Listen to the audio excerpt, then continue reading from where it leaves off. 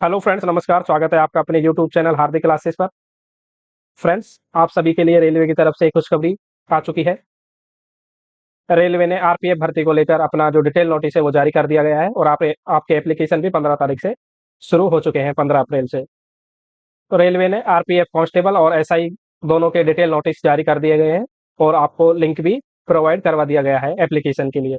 तो जो भी कैंडिडेट रेलवे में पुलिस की वर्दी पहनकर जॉब करने का जो सपना लेके बैठा है, तो उनके लिए सुनहरा मौका है। अपना फॉर्म अप्लाई कीजिए।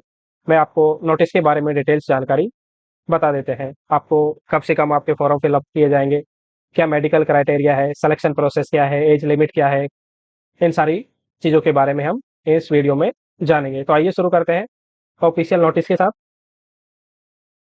तो हम बात कर रहे हैं सबसे पहले आरपीएफ जो नोटिस है 01/2024 एसआई के रिगार्डिंग, उसके उसके बारे में। तो आपके सबसे पहले जो आपके इंस्पेक्टर सब इंस्पेक्टर के फॉर्म है वो कब से ओपनिंग डेट है, तो 15/4/2024 से आपके फॉर्म स्टार्ट हो जाएंगे। तो 15 अप्रैल 2024 से आपके फॉर्म फिलअप किए जाएंगे। इसके बाद जो आपकी क्लोजिंग डेट है एप्लीकेशन की वो क्या है, 14/5/2024 रात 11:59 तक आप अपने फॉर्म फिलअप कर सकते हैं, 14 मई 2024 तक। 15 अप्रैल से आपके फॉर्म स्टार्ट है, 14 मई तक आप अपने फॉर्म को फिल कर सकते हैं। इसमें आपको आगे बताया गया है, यदि आपके फॉर्म में कोई मिस्टेक हो गया है, आपसे फिलअप करने के टाइम में कोई डिटेल्स आपने रॉन्ग भर दिया है, तो आपका जो करेक्शन विंडो है वो आपको प्रोवाइड करवाई जाएगी। 15 मई से 24 मई तक आपको जो करेक्शन विंडो है वो आपको मॉडिफिकेशन विंडो प्रोवाइड करवाई जाएगी। यदि आपने कुछ मिस्टेक्स कर दिया है अपने फॉर्म फिलअप करते समय, तो आप उसमें करेक्शन कर सकते हैं। वो डेट है 15 मई से 24 मई तक। आपके जो फॉर्म है वो ऑनलाइन फिलअप किए जाएंगे। आगे बात कर रहे हैं हम पोस्ट, तो सब इंस्पेक्टर के रिगार्डिंग हम बात कर रहे हैं। इसका जो लेवल है वो लेवल 6 है और जो इनिशियल पे है इसका वो कितना है, 35,400 रुपये है। मेडिकल स्टैंडर्ड क्या रखा है इसका, B1 मेडिकल स्टैंडर्ड इसका रखा गया है। एज ऑन 1724, आपको कितना एज होना चाहिए, तो आपकी मिनिमम एज 20 होनी चाहिए और मैक्सिमम एज कितनी होनी चाहिए, 28 साल होनी चाहिए, एज रखा गया है। जो इसके टोटल वैकेंसी है आरपीएफ एसआई की वो कितनी है आपकी, 452। टोटल पोस्ट कितनी है, 452। बहुत कम वैकेंसी है।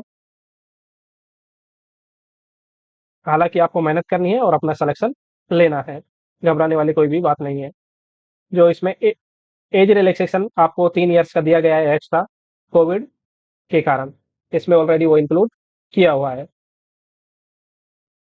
आपको जो एजुकेशन क्वालिफिकेशन रखी गई है एसआई के लिए, वो आपको एजुकेशन क्वालिफिकेशन आपको फॉरम क्लोजिंग की जो लास्ट डेट है उस तक आपके पास होनी चाहिए, तभी आप इसके लिए अप्लाई कर सकते हैं। ठीक है, तो आपका एजुकेशन क्वालिफिकेशन आपको जो रखा गया है इसके लिए वो होना चाहिए। क्या होगा एजुकेशन क्वालिफिकेशन, वो हम आगे बात करेंगे। क्या रखा गया है एसआई के लिए एजुकेशन क्वालिफिकेशन, तो वो ग्रेजुएशन ही होगा। देखते हैं आगे। आपको ऑनलाइन एप्लीकेशन फिलअप करने हैं। जो भी ST SC OBC WS EBC candidates हैं उनको जो कंसेशन है, फी कंसेशन, रिजर्वेशन, एज रिलैक्सेशन, वो सारे दिए जाएंगे। आगे बताया गया है उसके बारे में। उसके बाद में आपको आपका जो मेडिकल स्टैंडर्ड है वो आपकी पोस्ट के हिसाब से होना चाहिए। आपके जो फॉर्म है वो आपको सबसे पहले वही क्रिएट अकाउंट करना पड़ेगा। यदि आपने पहले अकाउंट नहीं बनाया तो आपको क्रिएट अकाउंट करना पड़ेगा। उसके बाद ही आपको आगे का जो फॉर्म फिलिंग का जो प्रोसेस है वो किया जाएगा क्रिएट अकाउंट होने के बाद में। आगे आपको इसमें बताया गया है, जो आपका नेगेटिव मार्किंग रखा गया है सीबीटी में वो 1/3 होगा। आगे देखते हैं हम इसमें। जो बैंडेड आइटम्स है वो आप इलेक्ट्रॉनिक्स जो गैजेट्स हैं जैसे मोबाइल, ब्लूटूथ, ईयरफोन्स, फोन्स, वो सारे क्या है, ये बैंडेड आइटम है एग्जाम हॉल में। आगे देखते हैं हम इसमें। आपको बोला गया है candidates who submit more than one application against CN will be summarily rejected and will be debarred from all future examination RRB and railway recruitment cell. आपको ध्यान रखना है ओनली एक ही एप्लीकेशन भरना है। कैंडिडेट्स ने यदि दो एप्लीकेशन लगा दिया तो उनको परमानेंट रेलवे के द्वारा डिबार्ड कर दिया जाएगा, अर्थात बाहर निकाल दिया जाएगा। आगे की परीक्षा कोई भी आप एग्जाम नहीं दे सकेंगे रेलवे के रिगार्डिंग। तो आपको ध्यान रखना है ओनली एक ही आरआरबी से एक ही एप्लीकेशन आपको फिल करना है। ओनली एक एप्लीकेशन आपको लगाना है, ध्यान रखना। रेलवे ने स्पष्ट बोल दिया है, यदि आप अपने आप को ज्यादा स्मार्ट समझते हैं तो वो गलती नहीं करनी है, कहीं आप 2 एप्लीकेशन लगा दो, ऐसा बिल्कुल भी नहीं करना है। ओनली एक ही एप्लीकेशन आपको लगाना है। जो कैंडिडेट को, यदि आप सेंट्रल गवर्नमेंट में पहले एम्प्लॉय थे, आपको डिसमिस कर दिया गया है, या पीएसयू में काम किया है, या स्टेट गवर्नमेंट में काम किया है, यदि आपको वहाँ से सर्विस से डिसमिस कर दिया है, टर्मिनेट कर दिया गया है, तो आप फिर भी आप इसका एप्लीकेशन नहीं फिल कर सकते। आप बोला गया है आपको कैंडिडेट्स के लिए, candidates on all signature of the candidate on all the document should be uniform and identical, signature must be in running hand writing. आपके जो सिग्नेचर है डॉक्यूमेंट्स पर, वो क्या होने चाहिए? रनिंग हैंड राइटिंग में होने चाहिए। ब्लॉक और कैपिटल अक्षर में आपके साइन नहीं होने चाहिए। आगे इसमें आपकी जो सीबीटी, पीईटी, पीएमटी, डीवी की जो डेट्स है, वो आपको आरआरबी की वेबसाइट पर उपलब्ध करवाई दी जाएंगी टाइम टू टाइम। कैंडिडेट का सिलेक्शन होने के बाद में उसको इनिशियल ट्रेनिंग के लिए भेजा जाएगा, जिसमें उसको ओनली स्टाइफंड दिया जाएगा पीरियड, ट्रेनिंग पीरियड में। उसके बाद में उसका जो ट्रेनिंग हो जाएगा, उसके बाद में एक एग्जाम होगा, फाइनल एग्जाम। उसके बाद में ट्रेनिंग के बाद में जो एग्जाम होगा, वो पास करने के बाद में उसको फाइनल अपॉइंटमेंट किया जाएगा फोर्स के अंदर। जो सेलेक्टेड कैंडिडेट है, उनको इम्यूनिटी बॉन्ड और सिक्योरिटी की ली जाएगी रेलवे की तरफ। जो आपकी पोस्टिंग है, वो रेलवे और जोन की जो रिक्वायरमेंट है, उसके अकॉर्डिंग आपको अपॉइंटमेंट किया जाएगा। फ्री ट्रेन ट्रेवल फैसिलिटी के लिए जो एस सी कैंडिडेट्स हैं, उनको आपके जो कॉल लेटर्स हैं, उसके साथ फ्री स्लीपर क्लास का पास आपको प्रोवाइड करवाया जाएगा रेलवे की तरफ से, only for S C candidates के लिए। आपको डेट से, लास्ट डेट से पहले ही आपको अपना फॉर्म फिल कर देना है। यदि आपको कुछ हेल्प चाहिए, कैंडिडेट को कोई टेक्निकल इश्यू आ रहा है आपके एप्लीकेशन में, तो आप ये, इसमें आपको फ़ोन नंबर दिया गया है ये, और ये आपको मेल आईडी दी गई है। इसमें जो टाइमिंग्स है इसको कॉन्टैक्ट करने का फ़ोन पे, तो 10 बजे से 5 बजे तक है वर्किंग डेज़ में। यदि आपको कुछ भी प्रॉब्लम आ रहा है फॉर्म फिल करने के टाइम में, तो आप इन पर, ये नंबर पर आप संपर्क कर सकते हैं। जो मेडिकल फिटनेस है, वो मेडिकल जो क्राइटेरिया है, वो B1 रखा गया है। ये यहाँ आपको मेडिकल मैनुअल्स दिए गए हैं, आपको कौन-कौन सी बीमारी नहीं होनी चाहिए, जैसे फ्लैट फुट है, नॉकनी है, स्ट्रेंट आई है, कलर ब्लाइंडनेस है, अदर बॉडीली इन्फ्लेमेट्स है, नॉट एलिजिबल फॉर अपॉइंटमेंट। यदि आपको ये प्रॉब्लम्स है, तो आप अपॉइंटमेंट के लिए एलिजिबल नहीं होंगे।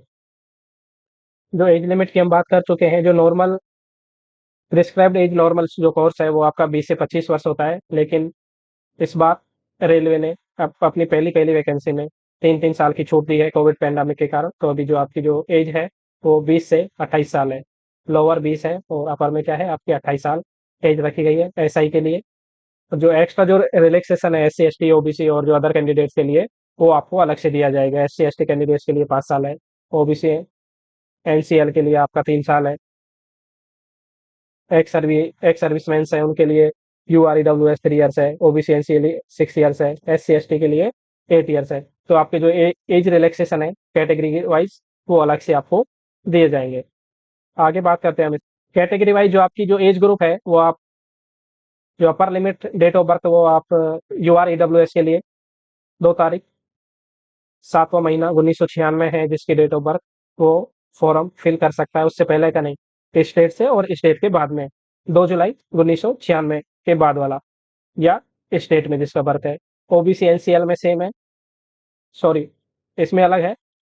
2 तारीख 2 जुलाई जो 1993 जिनकी डेट ऑफ बर्थ है, या उसके बाद की जो डेट ऑफ बर्थ है, वो लोग ओबीसी से बिलोंग करते हैं, वो फॉर्म फिल कर सकते हैं। एस सी एस टी जो कैंडिडेट्स हैं, वो 2 जुलाई 1991 जिनका डेट ऑफ बर्थ है, या इसके बाद का जो डेट ऑफ बर्थ है, वो लोग फिल कर सकते हैं। ऑल कैंडिडेट्स के लिए जो lower limit date of birth है, वो क्या है? 1/7/2004। उसके बाद वाले कैंडिडेट्स इसके लिए अलाउ नहीं है, फॉर्म फॉर्म फिल नहीं कर सकते। 1/7/2004 जिनकी डेट ऑफ बर्थ है, उसके बाद वाले जो कैंडिडेट हैं, तो इसके लिए अप्लाई नहीं कर सकते हैं। तो रेलवे ने आपको बता दिया गया है, अपर और लोअर दोनों डेट ऑफ बर्थ भी आपको बता दी है। आगे देखते हैं इसमें जो आपकी फीस रखी गई है, फॉर्म फीस, वो 500 रुपये है, जिसमें आपकी 400 रुपये क्या होगी, रिफंडेबल होगी। कब होगी? जब आप अपना सीबीटी एग्जाम दोगे, उसके बाद ही आपको रिफंड की जाएगी। उसके बाद में जो S C S T, ex serviceman, female जो माइनॉरिटीज जो कैंडिडेट्स हैं, एबीसी वाले, उनके लिए 200 रुपये, 250 रुपये रखा गया है। और वो 250 रुपये क्या है, रिफंडेबल है। यदि आप सीबीटी में अपीयर होते हैं, तो आपको फीस पूरी रिफंड हो जाएगी। आगे बात करते हैं हम इसमें रिक्रूटमेंट का जो प्रोसेस है, सबसे पहले आपको ऑनलाइन एप्लीकेशन फिलअप करना है। उसके बाद में आपको जो फॉलोइंग स्टेज है, सबसे पहले आपका सीबीटी होगा, कंप्यूटर बेस्ड टेस्ट होगा। उसके बाद में आपका फिजिकल एफिशिएंसी टेस्ट और फिजिकल मेजरमेंट टेस्ट होगा। उसके बाद में आपको डीवी के लिए बुलाया जाएगा और उसके बाद में नेक्स्ट शेड्यूल के लिए आपको बुलाया जाएगा। आगे जो सीबीटी होगा, उसमें आपको सबसे पहले क्या ड्यूरेशन है और कितने क्वेश्चंस आएंगे किस किस से, वो सारी डिटेल्स हम देखेंगे अभी। तो जो टोटल क्वेश्चंस, जो टाइमिंग आपको मिलेगा वो 90 मिनट मिलेगा, टोटल ड्यूरेशन है। और जो टोटल क्वेश्चन से आपको कितने क्वेश्चन पूछे जाएंगे, तो आपको 120 क्वेश्चन इस एग्जाम में पूछे जाएंगे। नेगेटिव मार्किंग होगा इसमें, प्रत्येक क्वेश्चन 1 नंबर का होगा। 120 नंबर होंगे 120 क्वेश्चन के। 1/3 नेगेटिव मार्किंग होगी इसमें। जो मिनिमम पास परसेंटेज है, U R W S OBC NCL के लिए वो 35% है। S C S T candidates के लिए कितना है, 30%। OBC U R EW S के लिए 35, एस सी एस टी के लिए 30, मिनिमम पास मार्किंग। आपके जो क्वेश्चंस होंगे वो ऑब्जेक्टिव टाइप होंगे। सबसे पहले आपका जो मैथ होगा, अर्थमेटिक, वो आपको 35 मार्क्स का होगा, जिसमें क्वेश्चन और number system, whole number, decimal, fraction, ये आपका जो सिलेबस है मैथ्स का वो इधर दिया हुआ है। आगे बात करते हैं हम रीजनिंग, जर्नल इंटेलिजेंस और रीजनिंग के बारे में। तो इसमें आपको 35 क्वेश्चन होंगे, 35 मार्क्स के होंगे, क्योंकि एक क्वेश्चन 1 मार्क का है। टोटल क्वेश्चन कितने, 120 हैं। तो 35 नंबर की आपको मैथ पूछी जाएगी, 35 क्वेश्चन। उसके बाद रीजनिंग आपको 35 नंबर की पूछी जाएगी, 35 क्वेश्चन। ये आपका जो टॉपिक्स हैं रीजनिंग के, वो यहाँ दिए गए हैं। उसके बाद जो आपको जर्नल अवेयरनेस है, इसमें जी के जीएस है, वो आपको 50 क्वेश्चन पूछे जाएंगे, 50 नंबर के होंगे। सिलेबस आपको, जो कि क्वेश्चन कहाँ कहाँ से पूछे जाएंगे, वो आपको इधर दिया हुआ है। जो फिजिकल एफिशिएंसी टेस्ट का जो क्राइटेरिया है, सब इंस्पेक्टर के लिए, सब इंस्पेक्टर मेल के लिए आपको जो रनिंग है टोटल, वो 1600 मीटर रनिंग करनी है। कितने मिनट में, 6 मिनट 30 सेकंड का आपको समय दिया जाएगा। लॉन्ग जंप है, वो कितना होगा, 12 फीट का होगा। जो हाई जंप है वो आपका 3 फीट 9 इंच का होगा हाई जंप। 12 फीट का आपका लॉन्ग जंप है। और आपका जो 1600 मीटर रनिंग है, वो 6 मिनट 30 सेकंड का आपको समय दिया जाएगा 1600 मीटर रनिंग करने के लिए। उसके बाद में जो फीमेल कैंडिडेट है एसआई के लिए, उनको 800 मीटर रनिंग करनी है 4 मिनट में। लॉन्ग जंप है वो उनका 9 फीट का है, और जो हाई जंप है वो उनका 3 फीट है। तो मेल और फीमेल के लिए अलग अलग क्राइटेरिया है पीटी के लिए। जो फिजिकल मेजरिंग टेस्ट है, वो U R EW S OBC जो कैंडिडेट है, उनकी जो हाइट है, मेल के लिए 165 सेंटीमीटर रखी गई है, फीमेल के लिए वो 157 सेंटीमीटर रखी गई है। जो चेस्ट की जो साइज है मेल कैंडिडेट्स के लिए, जो नॉर्मल जो रेंज है वो 80 है। अनएक्सपेंडेड जो बिना फुलाई होती है, और एक्सपेंडेड जो फुला के जो नापी जाती है चेस्ट, वो आपकी 85 होनी चाहिए, 85 सेंटीमीटर। ओनली फॉर मेल्स के लिए है, फीमेल्स के लिए ये नहीं है, ध्यान रखना। उसके बाद में जो एस टी कैंडिडेट है, SC ST, उनके लिए जो हाइट है, मेल के लिए वो 160 सेंटीमीटर है, और फीमेल के लिए 152 सेंटीमीटर है। उनकी जो चेस्ट है अनएक्सपेंडेड वो 76.2, और एक्सपेंडेड जो फुलाकर है वो 81.2 सेंटीमीटर चेस्ट। जो अलग कैंडिडेट्स हैं जैसे घरवाली गोरखास, उनके लिए जो मेल की जो हाइट रखी गई है वो 163 सेंटीमीटर है, फीमेल के लिए 155 सेंटीमीटर है चेस्ट, 80 नॉर्मल। और जो फुला की जो एक्सपेंडेड है वो 85 सेंटीमीटर रखी गई है। आपको रनिंग के लिए ओनली एक चांस दिया जाएगा, 16/1800 meters event only, one chance will be given. For remaining events, जैसे आपको लॉन्ग जंप है, हाई जंप है आपका, तो उस कैंडिडेट के उसके लिए आपको 2 चांस दिए जाएंगे। रनिंग के लिए ओनली आपको एक चांस दिया जाएगा, हाई जंप और लॉन्ग जंप के लिए आपको 2 चांस दिए जाएंगे, ध्यान रखना। सब इंस्पेक्टर लेवल 6, 35,400 बेसिक पे, मेडिकल स्टैंडर्ड B1। जो आपको मिनिमम एजुकेशन क्वालिफिकेशन है, वो आपको ग्रेजुएशन रखा गया है, graduate from a recognize university. तो आपके पास ग्रेजुएशन है किसी भी यूनिवर्सिटी से, तो आप एसआई का फॉर्म फिल कर सकते हैं। ग्रेजुएशन एजुकेशन क्वालिफिकेशन रखा गया है।